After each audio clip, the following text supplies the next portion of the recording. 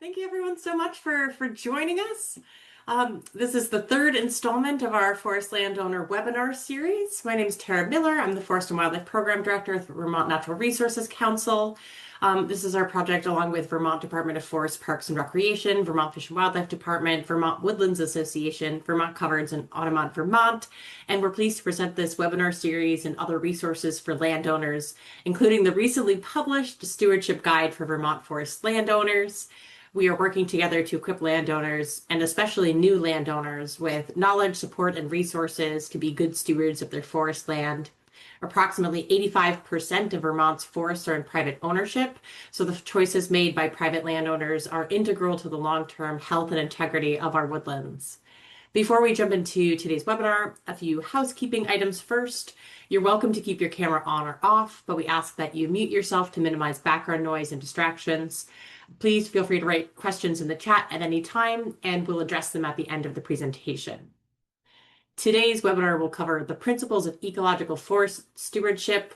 We are grateful to be joined by Tony D'Amato, Director of the Forestry Program at the Rubenstein School of Environment and Natural Resources at UVM, and Mike Snyder, former Commissioner of the Vermont Department of Forest, Parks and Recreation and consulting forester with Greenfire Enterprises. Tony recently co-authored a book on the subject entitled Tending Your Forest, A Guide to Ecological Stewardship. And he and Mike will discuss ecological forest stewardship, both in practice as in principle, and then answer any questions you have. Thank you both for joining us, and I will pass it over to Tony. Thanks for the introduction, and thanks folks for logging in, and thanks Mike for the book plug there too. As Tara mentioned, the goal for today really is to build upon kind of the guide that has been developed by VNRC and others to really get at a key piece of how we interact with our forests, which is using ecological forest stewardship to both sustain different values that we're interested in, as well as certainly think about ways in which we might enhance outcomes, whether it be wildlife, communities, timber production, carbon sequestration. And so my goal for the first part of this, and I'll hand it over to Mike for the second part, really is to kind of outline what is ecological forestry. We certainly hear the term talked about a lot today. How do we actually think about applying it to our own land? And so what are some key principles that might guide either the decisions that you make or the forester that you're working with, if you're a landowner, might make in your land? And how might that interact with some of the goals you might have for your property from an ecological standpoint? And so I'll be covering more kind of broad background content, providing some general examples for Vermont forests, and then allowing Mike to really dig a bit more into this through the lens of Foresters for the Birds. So to start off, when we think about forest stewardship and engaging with forests, historically, we've used a lot of knowledge of how trees grow, how trees reproduce, to some degree also thinking about kind of the ecology of some of the species that rely upon the forest. But I would argue that, historically, we haven't thought fully about that ecosystem and how it functions over time, and what ways we can actually use our stewardship and our engagement with the forest to actually restore and sometimes enhance aspects of that ecosystem. And so ecological forestry really, as an approach to stewardship, is foundationally grounded in understanding how forests function and develop over time without heavy human interaction, and using that as a way to guide our stewardship for a diversity of goals and objectives. And so when we think about what we're using to guide management on your land or elsewhere in the landscape, it's really using that lens that's developed by observing forests without us interacting with them, and understanding, what can I take from that if I want to create certain structural or compositional conditions over time in the ecosystem that you might be interacting with. So before I get into some of the principles and kind of how ecological forestry differs from more traditional timber-focused forestry, it's worth at least just talking a little bit about kind of this idea of kind of working with the forest and trying to support different aspects of that, and what the history of that perspective is. And so if you look at the history of ecological forestry, a lot of folks would say it began in the Pacific Northwest in the 1980s and 1990s, when there's a lot of discussion over the potential for supporting endangered and threatened species in areas where we were also managing for wood products. If you're really a student of forest history, you might say the term ecological forestry first started in the 1940s in central New England at the Harvard Forest, because there's some early papers then mentioning that term. But really, this idea of interacting with forests in ways in which we both admire and learn from the natural dynamics, but also interact with and try to support those dynamics is something that certainly predates any forestry school in North America or really around the globe. And I really like this quote from Kit Anderson's book as a way to kind of think about this idea that if our goal is to both interact with our forests in ways that we're going to use materials from that forest, whether they be wood, syrup, plants, and also try to make sure that we're conserving that forest over time, we really need to understand how that forest functions and ensure that as we're interacting with that forest, we're supporting that complexity over time. And so to me, this encapsulates a lot of how we're thinking about ecological forestry and how it might differ from other approaches. So one way I like to kind of look at this is just to provide a simple contrast between kind of the traditional ways in which we may have approached forestry, many decades ago when there might have been a heavier emphasis on just the timber producing value of forests. And what's important to recognize is that even though ecological forestry sometimes is called like a kindler, gentler form of forestry, we're still harvesting trees. Trees are still being cut and used to produce local wood products. But the way in which we look at those tree harvests and the way in which we look at the forest in a whole is a lot different than a timber-focused approach. And so this table really just provides some simple contrasts between those two, with the first being, our goal with ecological forestry is that we're trying to maintain the full ecosystem, not just the parts of the ecosystem that are producing economic outcomes. So, the timber producing trees or the sap producing trees. Likewise, the way we base our management really is trying to understand how forests develop over time. So if we can learn from how disturbances affect forests and how the forest recovers and what it leaves behind, can we use that as a way to develop management regimes, as opposed to a much more agronomic model that's used in timber-focused forestry? We're really emphasizing like growing that forest crop in an optimal way. Likewise, you'll hear the terms complexity, heterogeneity a lot today, really trying to emphasize the diversity of species and forms and patterns that characterize forests, as opposed to trying to simplify that forest in a way that might be best for producing wood in an operationally efficient way. And then finally, a lot of how we think about this diversity and complexity is that it provides many ways for that forest to recover and absorb and respond to the challenges facing our ecosystems today, as opposed to very much trying to emphasize minimizing risk, which has been a traditional emphasis of timber-focused forestry. And so if we look at that in more of a kind of how I might divide up the landscape into either ecological attributes versus timber-focused attributes, this figure is one that a colleague from the Pacific Northwest produced, and so they're really thinking about this in the context of kind of Western Douglas fir forest. And so these percentages on this graph don't view as absolutes; it's more for illustrative purposes. And so on the left, we have a forest being managed with ecological forestry. On the right, a forest where they're focused primarily on timber production. And the dark gray is how much of the forest is being devoted to commercial timber production. So again, those working in landscapes where the primary output is timber production are going to try to devote as much as they can of that site to producing crop trees. Whereas with ecological silviculture, we are consciously allocating portions of that forest for the forest, right? So basically deliberately leaving things behind to get old, to die, to be species that may not be important for us from an economic standpoint, but are really important for supporting other functions. And so allocating a large proportion, depending on how it fits within your goals, to things that are being left for the forest and that respectful relationship that we're engaging with ecological forestry. And so thinking about like how do I still certainly do things that might be good for growing trees for my own use, but also ensure that I'm leaving things for the forest that are maintaining some of that complexity and dynamics. So some key concepts that will keep coming up today and that really are often emphasized when we're practicing ecological forestry in a given area really revolve around the attributes of the forest that we can have pretty significant influence on through either our active management or our passive stewardship, depending on what we're doing within and across the landscape. And so one key piece that we talk about a lot is the structure of that forest. So how is that forest put together? The diversity of tree sizes, their spatial arrangement, how many layers of the canopy are there, patches of dense understory trees and understory shrubs, living and dead wood, all of those things and how they're arranged across the landscape. And in those of you that have a more kind of wildlife centric lens, this often is one of the more key pieces of the habitat that we're thinking about for species.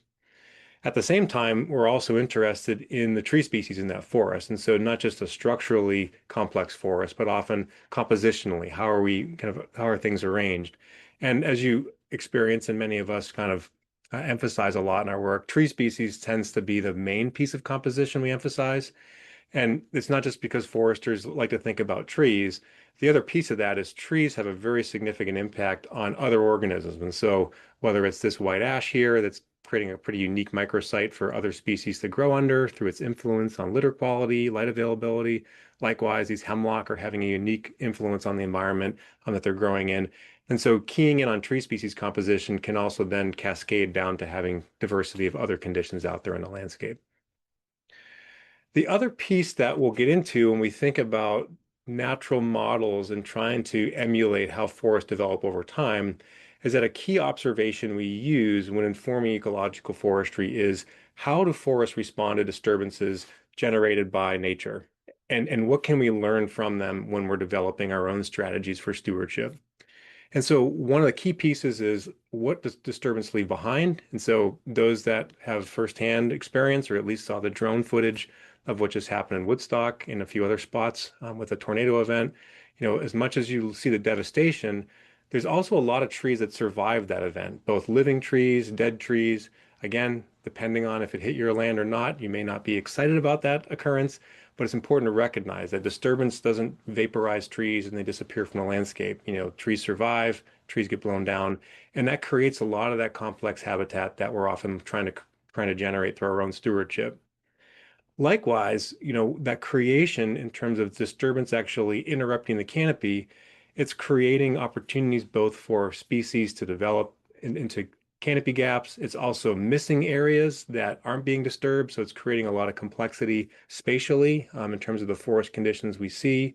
And so when we start getting into the principles in the next few slides, you'll notice that main points of emphasis tied to those principles really are about what are we leaving behind and what are we creating, and how does that tie to some of this complexity that we see as it relates to natural forests. So with that as an intro, what I'm going to do is go through the kind of the four recognized principles of ecological forestry.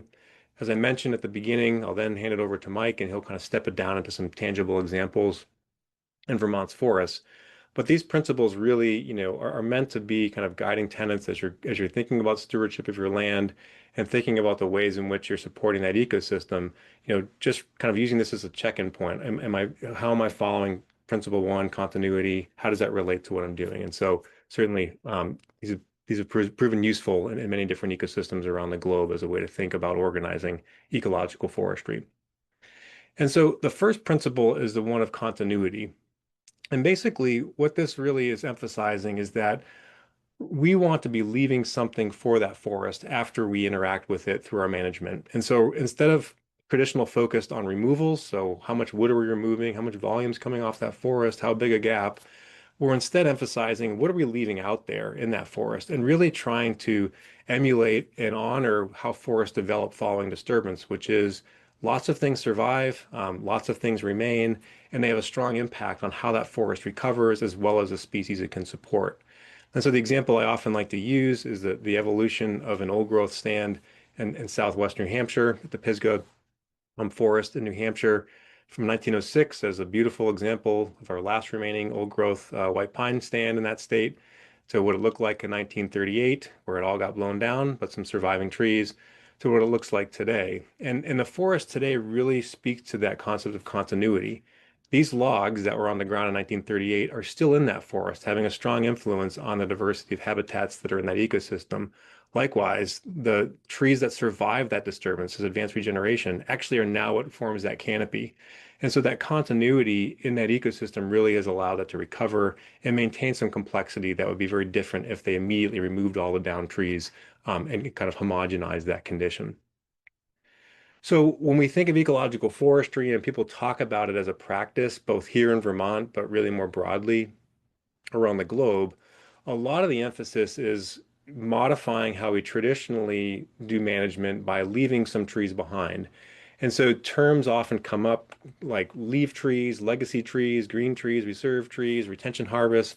All of these are speaking to the deliberate retention and protection of trees being left on the site to serve as that kind of post-disturbance structure for future dead wood, future large tree habitat, but really emphasizing not just what's being removed, but importantly, what am I leaving behind for that forest and emulating that principle of continuity. It's not just about living trees. As many know, I tend to like dead trees just as much, sometimes even more. And when we look at our forests in general, we tend to have a really low level of dead wood in our forests relative to what naturally would be out there. And I recognize from a social and sometimes aesthetic standpoint, lots of down logs in your back forest might not be something you view as kind of a healthy condition. But generally, our forests are ones in which there's a lot of dead wood out there naturally, sometimes up to 12 to 15 cords, depending on the ecosystem type we're talking about. And so there's a whole suite of organisms that aren't quite as charismatic as the birders dozen, but nonetheless are important to think about that really rely on dead wood for all, if not a part of their life cycle. And so we call these saprophilic species, beetles, fungi, even small mammals, bats, that will use dead wood for either a portion of their life or sometimes only be in that wood. And so when we think about conserving diversity and trying to kind of restore some of that complexity, adding dead wood to the forest, retaining trees to die is pretty important. Just to drive that point home, what I have here on the left are some figures just summarizing how much dead wood, both in the form of down logs, so down woody material, and then standing dead trees, snags, are in forests that are old growth versus second growth forests that aren't being managed. And then what I have here for the bands are forests where they're doing selection, so uneven age management. So generally, lots of dead wood and old growth, not as much in second growth that's not being managed, largely because when we're doing management, we're often leaving tops and limbs and other non-merchantable portions of trees that actually creates a little bit more dead wood than we might see in a forest that's just naturally developing over time post-agricultural clearing or cutting 100 years ago.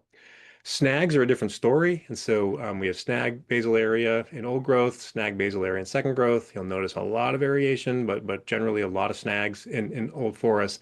And in forests that we manage, we tend to have a really low number of snags and cavity trees. And the reason for that, as I mentioned, with a timber-focused emphasis, we're often taking out those high-risk trees when we're managing the forest because we don't want that tree to die, and then we lose the opportunity to cut it in the future. And so a lot of our historic emphasis has been on removing those trees that are likely going to die. They have a cavity in them. They might be lower value, so create space for higher value trees. And what we see when we do that over a long time period is it actually reduces the number of snags and cavity trees in an area. So trying to, in your own stewardship, encourage some of that land to include trees that can die and be out there in the landscape. So be a horticulturist. Focus on both living tree growth as well as dead tree growth. To that point, those that are interested in cavity trees and snags, there's been a lot of work over the decades trying to create snags. So this is an example of a cavity box in Australia. They kind of did a plunge cut and put this nesting box in this tree. This is a high stump over in Sweden. These are three different examples of snag creation in jack pine, either using harvesting equipment to basically debark the tree, top the tree, or actually use prescribed fire to burn the trees. And all of this work has shown that when we create a snag, so whether it's girdle a tree or do other approaches, they tend to be less functional for wildlife relative to trees that just naturally die on their own. And the reason for that is those of you that do have pileated woodpeckers or other cavity nesters active in your yard, they don't choose just any old tree. They're choosing the trees that already have heart rot developing in them. And so cavity trees, leaving trees to die to naturally form cavities tends to be a better way to recruit, deadwood dependent organisms that need to be able to excavate things. And so the header on this slide is one that very rarely would be in a forestry curriculum 20 years ago. Leave trees to die, not exactly the way we talked about things, but with ecological forestry, we are deliberately leaving trees to die because we know that the function they serve is so important as it relates to cavity provisioning and other values. Just to look at this idea of continuity in practice, this is a picture from a recent harvest on the Green Mountain National Forest, where they do a lot of great work like this. And what you're looking at here in this harvest are kind of three elements of continuity as prescribed by the silviculturist on this sale. And so they deliberately were protecting snags, and so trying to retain that continuity of that snag community where they had pockets of advanced regeneration of spruce, really working around those to try to carefully protect that so that spruce can be part of the next generation of that forest.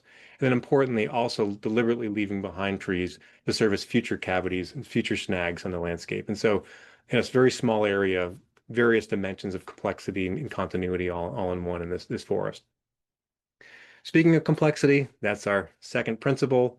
And essentially, as I mentioned, contrasting this with a timber focused model, which might be really about trying to homogenize and kind of maximize resources to tree growth, with ecological forestry, our emphasis really is on how do we create complexity and enhance complexity over time through our stewardship. And how do we do that at different spatial scales? So at the scale of maybe a quarter acre retention patch to a large landscape scale.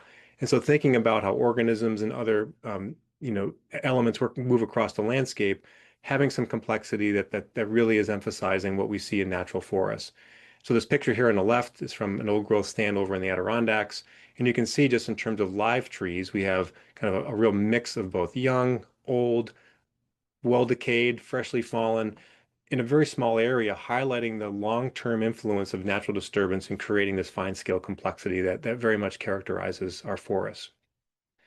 Nevertheless, when we talk about natural forests, and people have heard me say this many times over, we tend to emphasize like the big old trees and assume that was the norm everywhere in an old growth forest or in a natural forest. And we tend to self-perpetuate that a bit in that we often always take the picture next to the big tree because that's the piece of that forest that just seems so unique relative to everything else that we're seeing in an old growth stand. But what really is the norm in old growth is less the big trees, and it's more that variation in space in the size of trees, their spacing, as well as their density. And so to illustrate that, what this graph in the middle of your slide is showing is just if I walk the transect through an old growth forest, and this happens to be that old growth white pine stand before it blew over, what the variation would be in just the density of trees from point to point in that forest. And so there are places where there is just huge, large trees, particularly white pine in this forest. But there's also places where I'm not finding very many trees at all, where there's a recent gap or disturbance. And so it's this variation that really is the key feature of natural forests, not the group of big trees we think is the best spot for the photo, which it is, but nevertheless, it's not reflecting what the norm is across these old stands. So what we tend to see is that variability really is being driven by that long-term history of disturbance. And in Vermont, even though, again, that disturbance in Woodstock, it was a big deal, it's such a small part of our larger landscape that if we average all those disturbances over time and how they affect our forests, the average mortality rate in our ecosystems in Vermont is every 10 years, 5 to 20% of the canopy is being disturbed by, wind, ice, insects, disease, combination. And then things like we just saw with that tornado, that happens, every 60 to 300 years, depending on where you are in the landscape.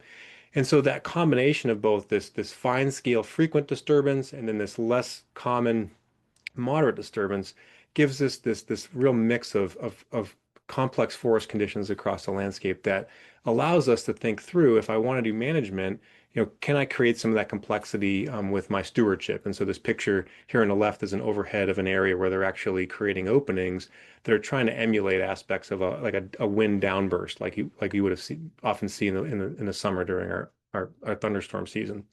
So trying to use that understanding as a way to kind of emphasize diversity and complexity over time.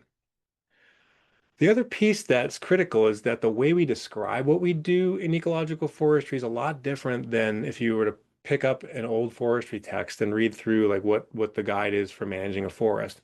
And what I often like to talk about, with our students here is that it's interesting to see the adjectives they used to describe historic aspects of the forest because it's clear what they viewed as good versus bad based on the adjectives they used. And so if you look at forestry descriptions of good stands, they often say they're balanced, normal, uniform, well stocked, regulated. And then things they don't like are irregular, unbalanced, under and overstocked, over mature, decadent. And the irony is that a lot of what we view as desirable for ecological silviculture, so that variability, that complexity, that irregularity, is actually would have been viewed historically as undesirable if your goal was to maximize timber output. And so it requires a little bit of a rethinking of, what is our desirable outcome? And isn't it great to be irregular? There's a lot that we want to see out there in the forest that's highly irregular in condition. So what we tend to see is we're acknowledging that there isn't this normal condition that is optimal for tree growth, that there's actually a whole range of conditions that exist in nature. So on the left, those of you that have spent time with foresters or are a forester, you'll recognize this is a stocking guide. It's a way to assess kind of how much of the forest is occupied by trees and kind of the potential space for them to grow in the future. And so we tend to historically want forests to be in this fully stocked zone here between the A and the B line. But what's overlaid on this guide for oak is that, well, not all oak forests are really closed canopy ecosystems. And even in Vermont, if we think about our dry woodland communities, those are much more open ecosystems naturally. And so maybe we don't want closed canopy conditions, or maybe we want to have some variability across the landscape that really reflects the underlying substrate those trees are growing on, as well as the disturbance regime. Likewise, the picture on the right that's probably jolted you to awake with the picture, the colors, is just showing the stem spatial pattern in an old growth stand and forests where fire is frequently occurring. And so what you can see is that there are open areas, there are clumped areas, there are evenly spaced areas. And so there's a high level of irregularity in where trees are located in a very small portion of that ecosystem. And so this idea of even spacing across the landscape really is not a condition we encounter naturally in our forests. So trying to emphasize that. So what you tend to see is when people talk about ecological forestry and doing management on the ground, it's often highly variable in space. And what's nice is with handheld mapping software, we're able to actually communicate that spatial variability to loggers and foresters. And like, how do I want to manage this fine scale mosaic of stand conditions? And how do I do that, with a mindset thinking about what's it's leaving behind for the forest, what's the complexity I'm creating out there. And so to look at that pictorially, this is an example of some work that we've been doing in the Milhegan Basin, so up in the Northeast Kingdom on the Silvio Conti National Wildlife Refuge. And so from a complexity standpoint, this is a forest that was fairly homogenized by historic management. So it's primarily dominated by balsam fir. And so everywhere you're seeing a red flag are actually where red spruce is being planted. The blue flags are where northern white cedar is being planted. So trying to restore some of that complexity and composition. Likewise, this area where this picture is being taken, the forest has been thinned to try to grow these trees more quickly, as well as get more understory growth going. You can see where my cursor is now, a canopy gap that was created to create more opportunity for regeneration. And then over here is an area they deliberately retained as a dense portion of that forest. And so in a very fine scale area, we have a high level of spatial complexity and irregularity that's really emphasizing what we might see if a windstorm were to hit that forest, and kind of create that over time. So if I take both continuity and complexity and kind of combine them into this diagram, what you have on the left is kind of the standard forestry. And what I mean by standard is that you're certainly going to be following the law, following best practices, leaving things behind that you need to leave behind. But much of that forest, which is represented here in gray crowns, is being viewed as something that's going to be harvested over time. So you're really kind of leaving a few things possibly for the forest, but generally the emphasis is on how do I kind of manage that forest crop across that stand uniformly. Whereas the picture on the right is the same forest, but looking at it through the lens of ecological forestry. And in this case, those crowns that are shaded colors are being left, for various purposes and will never be cut. And so even though you're still going to have some management happening in that forest, you are deliberately leaving things to try to emphasize both that complexity and conditions as well as that continuity over time. So you're halfway there, and then you're getting closer to Mike talking too. So we're getting to the good part. So third principle is timing. And this is a hard one. I think it gets harder by the day, just given how much gets crammed into any day. If you do happen to look at your phone and read things, it's just amazing how much happens in a day, let alone a year, let alone a 10-year management plan. And so a lot of the way we think about timing as it relates to forest stewardship is on our time frame. How long am I going to own the land? When do I need to renew my, UVA plan? But when we think about ecological forestry and many of the things that we care about, forests are not listening to us, they're in terms of what our planning horizon is. Really, we're at the mercy of kind of the time frame over which ecological processes play out. And so when we're thinking about ecological forestry, our goal is to try to work on forest time. Can we do things that actually recognize that there are certain attributes that may not develop until I've, long past this earth or may not develop until my children are stewarding this land. And so trying to make sure that we recognize that in our decision making. And so leaving things to die, leaving things to get old, leaving things to get rotten, that may take a long time frame. And so acknowledging that in the stewardship and trying to really restore certain things like large, old, and dead trees on the landscape. When we think of this in the context of how we've traditionally used timing in forestry, our emphasis historically has been on like what's the rotation length. So basically the time frame from the beginning of a forest or tree's life to the end of that forest or tree's life.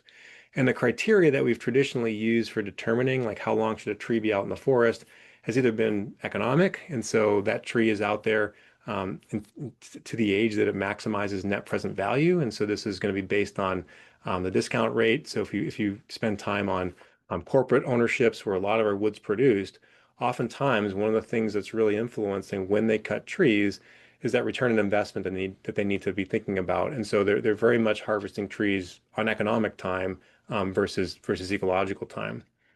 At the same time, we often have this idea of a biological rotation age, and so that really is basically the best time to harvest that forest for long-term sustained high growth of that forest over time. And so this is again when that forest kind of peaks in its average growth rate, and it is often determined from some of those normal tables I mentioned earlier. With ecological forestry, a lot of what we often talk about are extended rotations. And so we're not caring about the economics. We're not caring about like maximizing sustained yield. Instead, we might care about like how do I grow a lot of big old trees, or how do I make sure that I have the right size tree for this cavity nesting bird, or the right amount of understory development for this wood warbler. And so basing that time frame on what makes the most sense biologically is a key piece of ecological forestry. At the same time, we can use timing in a way that actually allows us to hopefully achieve ecological goals more quickly. And so this is a figure that we pulled together recently looking at kind of old forests and the ways in which we might restore old forest conditions in Vermont and elsewhere. And so if we know today that most of our forests are here and we really want old forest conditions soon, saying just let that forest get old, it might take another 100 years of just natural development before we achieve some of the conditions that characterize old forests, like big old trees. So if we use some of the tools of stewardship, like increasing the resources available to trees by thinning around them, we might actually be able to accelerate how fast trees get big and actually shorten the timing it takes to get some of these ecological features back. And so this is an example of where if I do active management, so crop tree release, and try to actually, increase the resources available to trees in that forest so they can grow bigger faster, I might actually shorten the time frame to grow big trees relative to if I wasn't doing anything. And so thinking about timing in that context is critical too. So a picture again from the Green Mountain National Forest. Just happened to be out there a couple weeks ago, touring around, looking at all the work they do. That I think really nicely exemplifies timing. Again, this is an area being managed. They just harvested this area 3 years prior to this picture being taken. And what you're looking at here is this nice old yellow birch, this really well-developed advanced regeneration of red spruce.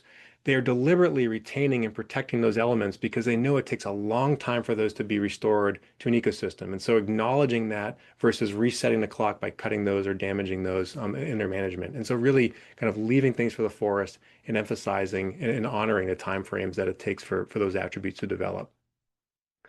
All right, last one is context. And given all of us are aware of Vermont's ownership pattern, family forest owners, private landowners really are the glue that holds it together.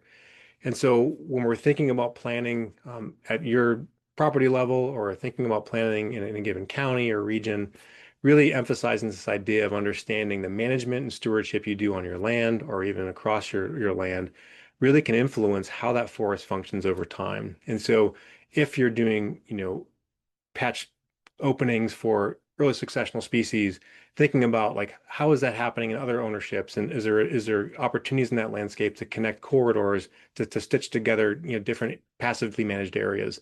And so really acknowledging kind of the decisions you're making and how that influences the functioning of that ecosystem over time. And really looking at some of those elements of continuity and complexity and timing and how they might stitch together. And so this idea of stepping stones, if you're a landowner that's kind of reserving patches of trees, are there adjacent areas where there also are patches of trees being reserved that actually can serve as key stepping stones for organisms to use as they move across that landscape? Importantly, as we all appreciate, when we look at Vermont, whether you're up on a mountain, flying in to Burlington, or just looking out your window, we often see just trees everywhere, similar age, similar species for the most part. But as you all appreciate, there's a tremendous complexity in ownership beneath that really, makes it critical that we are thinking of more ways to connect across boundaries, across regions, in ways that honor this idea of context and ensuring that we are stitching things together and holding things together in a way that can still maintain that functioning, is particularly at a time where, we need to have these large core blocks. So what that means is as much as many of us like having forests for places to escape, get away from people, um, it's important to connect with people. And this is a field tour up in Greensboro on Vermont Land Trust land with a group of forest landowners. We're all talking about forest stewardship. So connecting with your neighbors, sharing what you're doing, understanding how that might influence, the actions across the landscape from an ecological and functioning standpoint is really critical. And that communication is a piece that we need more of. So key takeaways before I pass it off to Mike. If you want to be someone practicing ecological forest stewardship, first step is, learn about your land. What are the natural communities I have on your property? What do we know about how they function? Where are places that I want to make sure that, I'm protecting and maybe set up, passive reserves? Where are places that I feel like I can possibly restore complexity through more active stewardship? The point being like working with the land, trying to support the land, as opposed to just imposing, what works best from an economic standpoint, which was, often a historic perspective.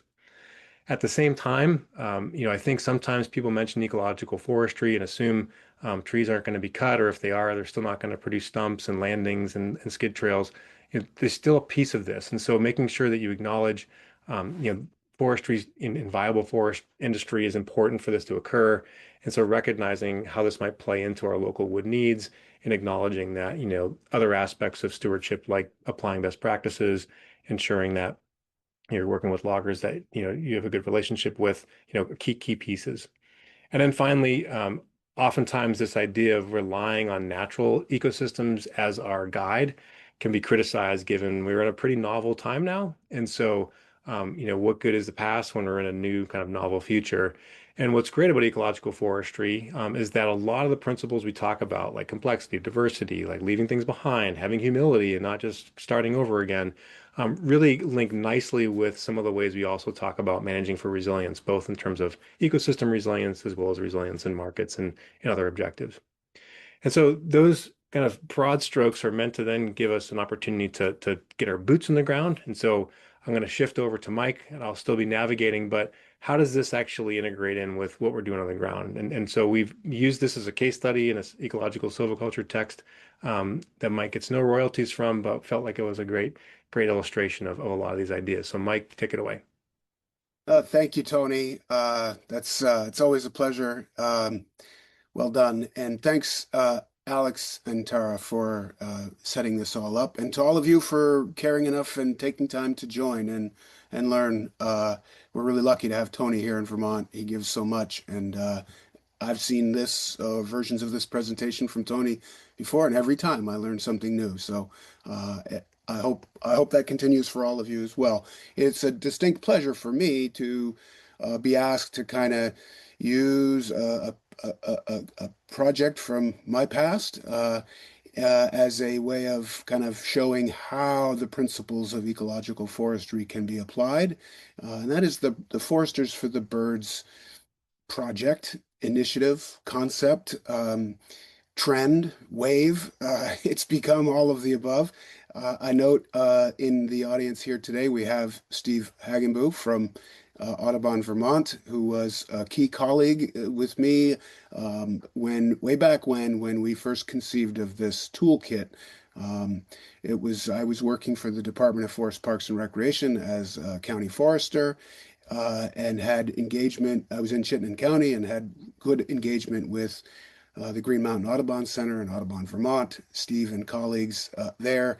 And the short version of a really long, cool story, the short version is it was a great partnership. We got together and brought conservation biologists and foresters together to think about how can we do more, better, reach more, have better outcomes, the kind of outcomes that Tony mentioned, the social outcomes along with environmental and economic outcomes. And so in short, what it is, Foresters for the Birds is an attempt to modernize our silvicultural approach and harmonize it with needs of wildlife, particularly forest songbirds, birds that breed in our forests in particular. It was intended to be a practical approach, but science-based as a framework for integrating habitat, ecological function, and active forest management, leading to the production of local forest products. Next slide, Tony, please. Again, as a partnership of Audubon Vermont and FPR, I'd really love to tell the story of how it came to be because it was very much crowdsourced, grass tops kind of thing, or sort of grassroots of like foresters and biologists spending time together in the woods, talking and looking at things and imagining what could be an integration of these two disciplines. And what came of it was a toolkit. The three documents that are cover photos for here on the slides. First, it was a forest bird habitat assessment, a guide to kind of integrating bird habitat assessment with traditional timber assessments and inventories.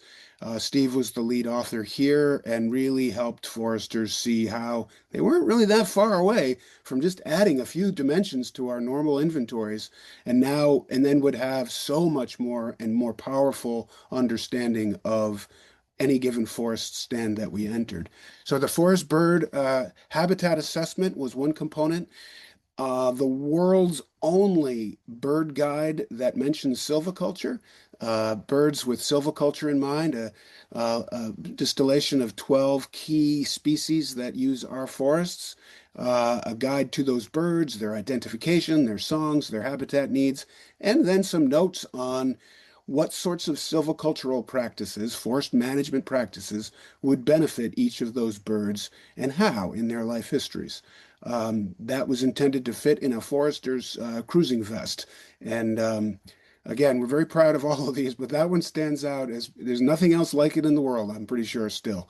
And then the third component, which was my particular baby, was silviculture with birds in mind, which is options for taking traditional silvicultural techniques for growing, managing forests through our traditional silviculture to integrate that with bird habitat, bird needs, to see how we might tweak our approaches in ways that would result in all of the above. Traditional forest management outcomes, but now with breeding habitat, foraging habitat, etc. And so, next slide, Tony. I just apologize for a poor quality image here on the right, but that's one page from Silviculture with Birds in Mind. And the idea here is it sort of gives a general, this one's called option 1B, variable retention thinning, which is an attempt to modify the way we would normally thin stands with just a few additional considerations, and some guidance for how much and where, of what types, some notes and considerations, and then a list down at the bottom of bird species that might benefit from this kind of operation in the woods. So conditions like enhanced foraging in open midstories and gaps that were created by cutting.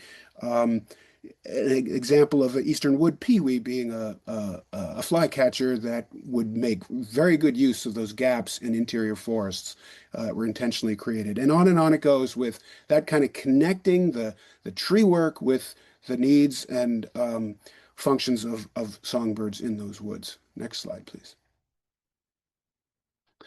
So through the lens of ecological forestry, what does this foresters for the birds mean? I sort of bunched it all into a simple table here. On the left, ecological forestry principles, the four that Tony has outlined for us: continuity, complexity, timing, and context.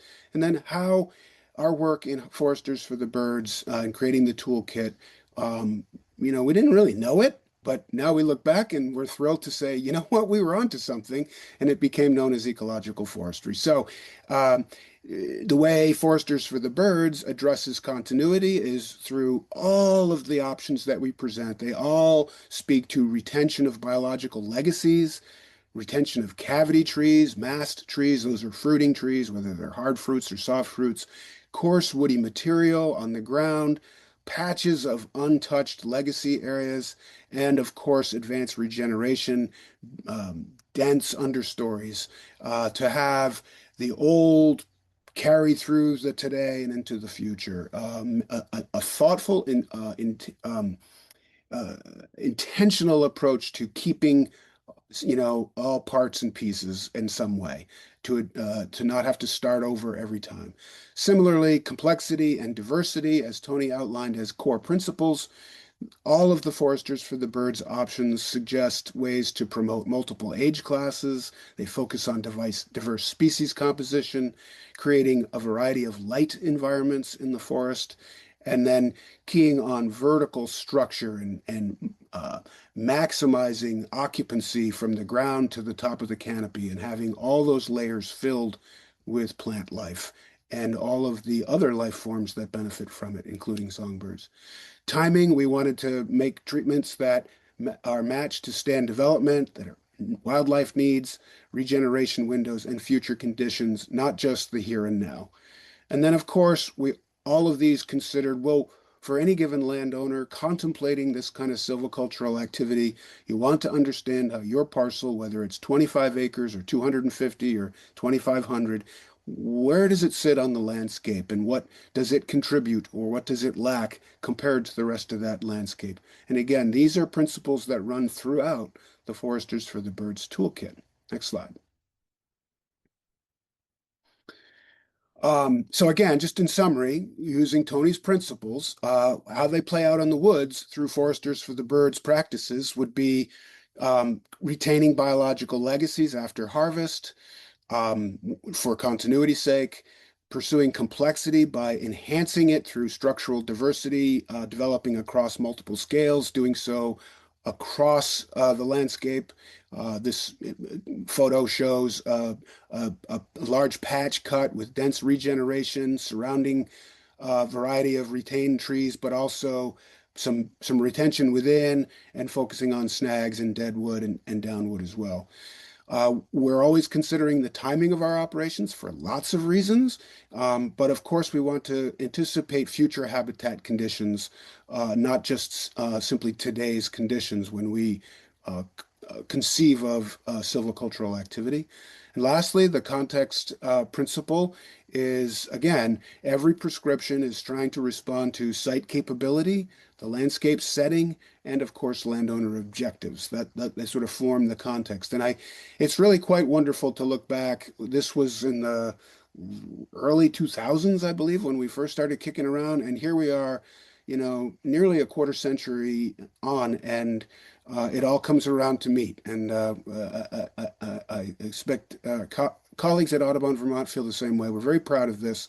And by the way, this approach, presaging what we now are thrilled to call ecological forestry, it's being somewhat modified but adopted and adapted for use in states, all forested states really throughout the country, but certainly from Maine to Mississippi along the Atlantic Flyway, pretty much all states have some version of this. Next slide, please. I believe the reason for its popularity, it is practical, it's science-based, and it's adaptable, and it really works because it hits on the four core principles, and it meets people where they are. So what makes Foresters for the Birds different from other forms, and I think similarly what makes it what makes ecological forestry different from other versions of forestry. I guess I would say, in thinking about this, instead of asking, how do we produce timber? It simultaneously asks, it asks that proudly, but it says, while we do that, how do we grow the next forest? How do we improve habitat, especially for songbirds in this case? How do we sustain ecological function, nutrient cycling, pollination, hydrologic cycling? How do we maintain future management options? We want to not close off options in the future. We don't know what will come. We want to keep all our options viable. And then, again, proudly, how do we still produce high quality wood locally for human needs? I think by that fact that we ask those questions and then the way we approach answering them in our silvicultural applications is the difference. Next slide, please. So I would summarize by saying, to me, ecological forestry is not a different objective. It is a different way of making silvicultural decisions. Next. To me, it is stewardship. It's what we're all here for. Healthy forests are not created by maximizing any single value. They are created by understanding ecological processes well enough to guide change while maintaining options for the future. The great Aldo Leopold is famous for having said, the first precaution of intelligent tinkering is to keep all the cogs and wheels. And I think that's kind of a through line throughout here. So ecological silviculture provides the principles. Foresters for the Birds provides one practical, localized way to apply them. And it's really powerful. I think another sort of tagline for it all would be that, and Tony touched on this as well, is I think as a forester, certainly I won't lay this on other foresters, but I know for myself over nearly 40 years practicing here, most of it was spent trying to excite people on how cool it was, that what we were going to do with the wood when it came out of the woods. And I think now what we're realizing is that's cool, that's important, but even more important is what we're leaving behind. How, where, and why. And that's really the overriding thing here is that that's the continuity that really comes through here. Next slide, Tony, please. I'd like to finish with a pet theme of mine, which is where you all come in, and it's also where Tony ended his slides, and we didn't talk about this, so I think it's wonderful. Ecological silviculture, to me, will succeed only if people choose to practice it. We have great guidance and interpreters through people like Tony and his colleague Paul Catanzaro at UMass, but we have to do it. And so the best prescription, we talk about prescriptions as silviculturists, that's it. What are we going to do in the woods to make it better? The best one is the one that simultaneously advances ecological function, supports a viable forest economy, respects landowner objectives, and earns public trust. That's because forests include people, and I believe Foresters for the Birds worked because it did all of the above, and mostly because without knowing it, it was an application of ecological forestry. Next slide.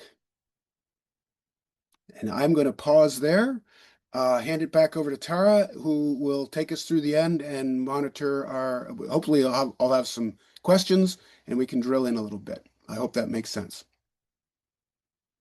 Thank you both so much. Fantastic presentations. Really appreciate you being here with us and sharing all this great knowledge. If folks have questions, I haven't seen any in the chat yet, so please feel free to put any questions in the chat. You have a couple of great experts here, so let us know what you want to hear from them and what they can answer for you. And this last slide here will also highlight that through this landowner outreach project with all these partners, we have free technical assistance available for forest landowners, and that's with Mike here. And so that's still available. You can sign up for a Zoom consultation, and he can also do a site visit and answer specifically on your land what questions you may have about management and stewardship. And you can find the form to sign up for the technical assistance at the VNRC Forest Landowners website, which is linked there, and I'll also put it in again. Is there a link to foresters for the birds? Mike, do we have one, or we can? Well, it's I'm at the risk of putting Steve in an awkward spot. I do want to give a shout out to Steve Hagenbu, who was a original author, a fantastic colleague, and he's carried this torch forward at Audubon, Vermont, working with many of you and continuing the program. And Steve, are you willing to jump on mute and let us correct me on anything I screwed up? Add whatever you'd like, and then let us know, because it seems to me the toolkit is no longer available at Audubon Vermont's website. So perhaps you could shed some light on that. Great. Yeah, sure. Thanks, Mike. Thanks, Tony, for a great presentation as always. Yeah, listened to this as well numerous times and always get great information from it all. Yeah, so Foresters for the Birds, as Mike has said, it's been around for, well, at least 15 years now since we first conceived the idea. Has worked with hundreds of foresters and landowners to bring these concepts of ecological forestry through the lens of birds to our thinking of how we steward forests.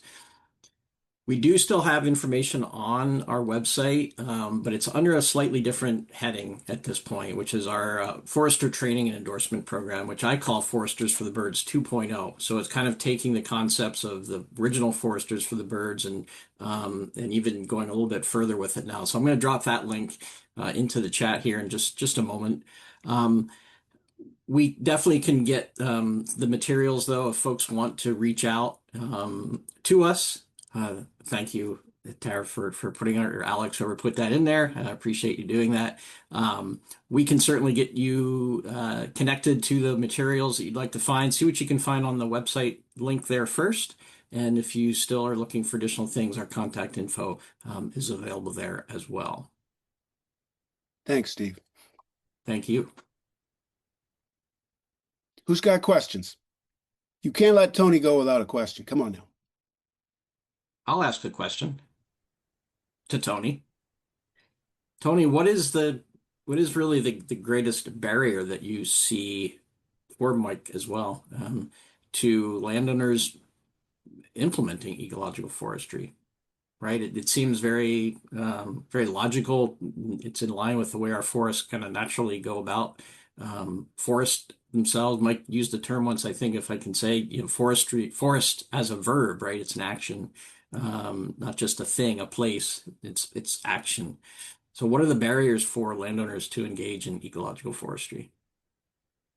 Yeah, I mean, I feel like there's a few dimensions to that are barriers. I mean, one, it still is a newer approach to forest stewardship, and so and I would, it's, I think, really in the last 5 to 10 years it's become more mainstream, and so again, as someone that works in the space of training foresters as their students here, I mean, here that this is like central to their training. But I remember it was a long time ago, but not that long ago when I got my forestry degree, this was like the last subject they covered as this new thing, and there wasn't a lot of examples of it and ways of seeing it in practice.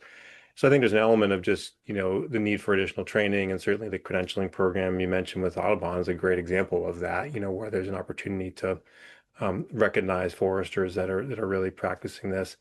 I think a second piece is just from the perspective of the economics of it, in that, there you are leaving something for the forest, which is really important. And I think, for some that's, there's two challenges there. One, there may need to be, some additional money paid for that wood if you really want it to be produced in a way that is like ecologically sustainable. And so I think that goes beyond a landowner. It's more, I think, to a broader societal element, where we should be, if we really want this happening many places, we should be demanding more of our wood is produced this way. But even for the landowner, trying to think through other ways to, tap into different, revenue streams for that property that might allow them to take some of the financial constraints that might be tied to any given timber harvest, and allow for more to be left out there to die and all those things I talked about. And so I think, that's also a piece. But my hope is it is amazing just how much this term's used. Not always used correctly, that's fine, but it's being used. And I think that over time, as it gets more mainstream, there's more examples, more foresters comfortable with it, more landowners serving as like examples of this happening, the more it'll be applied. But the key piece is, to Mike's point, like we still need to think about like how the forest economy plays into this. And, I think most of us get excited about this being the model that produces our wood. But I would argue that much of it's not produced this way. And so like, how do we get more people to recognize, whether it's in Montpelier or Boston or Albany, that like we really care about like our forests? Like, can we maybe create some policies or incentives for more local wood that comes from forests that are managed this way? Thanks, Tony, and thanks for folks putting questions in the chat. From Jill, how do landowners identify foresters who practice ecological forestry? Mike, maybe for you? Um, we are blessed here in this state to have really a relatively large and strong cohort of foresters, qualified, experienced foresters, thoughtful, with a variety of kind of flavors, if you will, and strengths and interests, many of whom are very interested in ecological forestry. How to find who's who is a little trickier. That, other than the Audubon endorsement program, which is a good way, I would say, is a good starting point. There aren't many. They have licensing, and so certainly want to work with a licensed forester. But then within that group, how to find those who are truly interested in pursuing these principles on the land.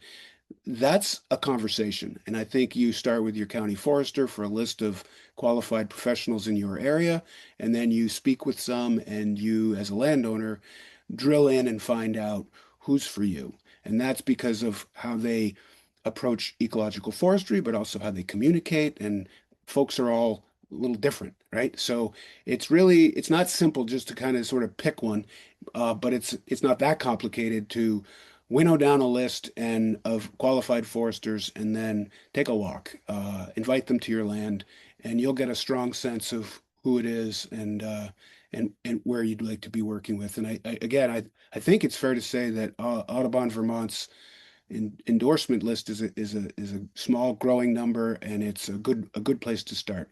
I'd just like to say, for example, I put my money where my mouth is. I'm very proud to have earned the Audubon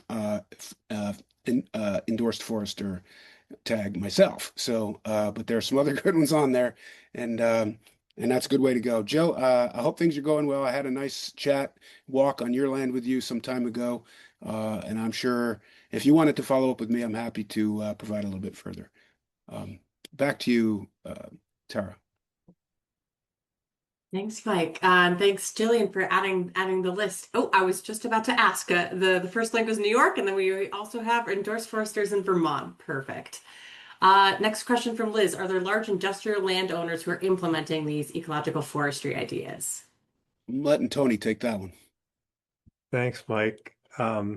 Yeah, I mean, I feel like, so I, was discussing when we think about how forests are managed, and Liz likes to throw a zinger in there, that, historically when we would evaluate forest decisions, forest time, it really is through the lens of economics. And so our large industrial landowners, really there's really, pretty strong fiduciary responsibilities they have for producing wood for either if it's the few remaining vertically integrated companies that still service a single mill, might be thinking about that mill, or if it's a investment ownership, they're thinking about, returns to shareholders.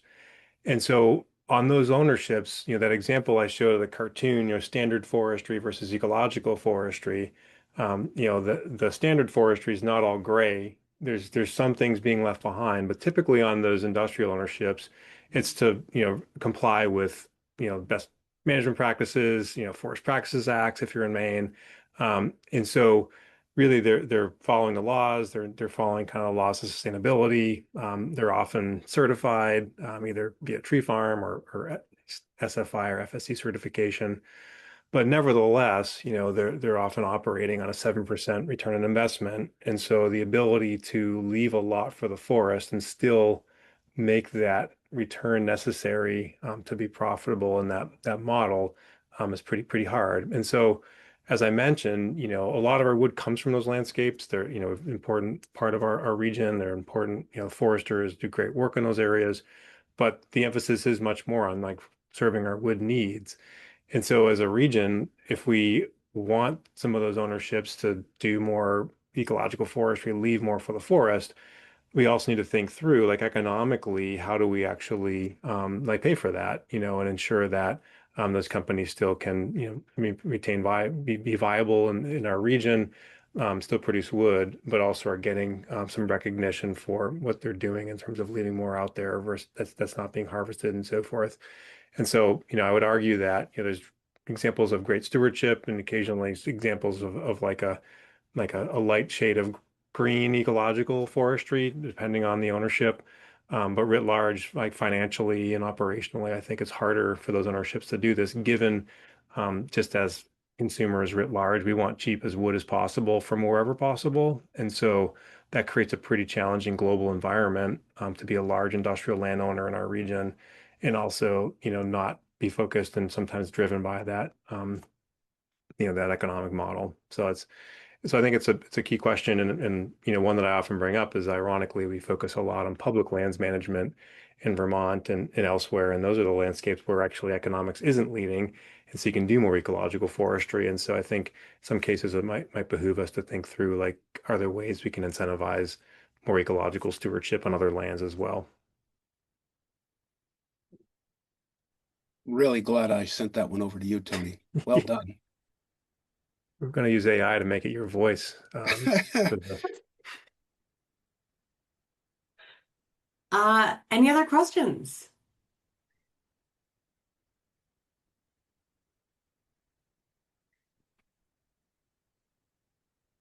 Okay, not seeing any. We'll wrap up there, and thank you again to Tony and Mike. Really appreciate you being here and sharing these wonderful presentations. And thank you to everyone who has taken time out of your day to join us and listen and hopefully learn some great new things.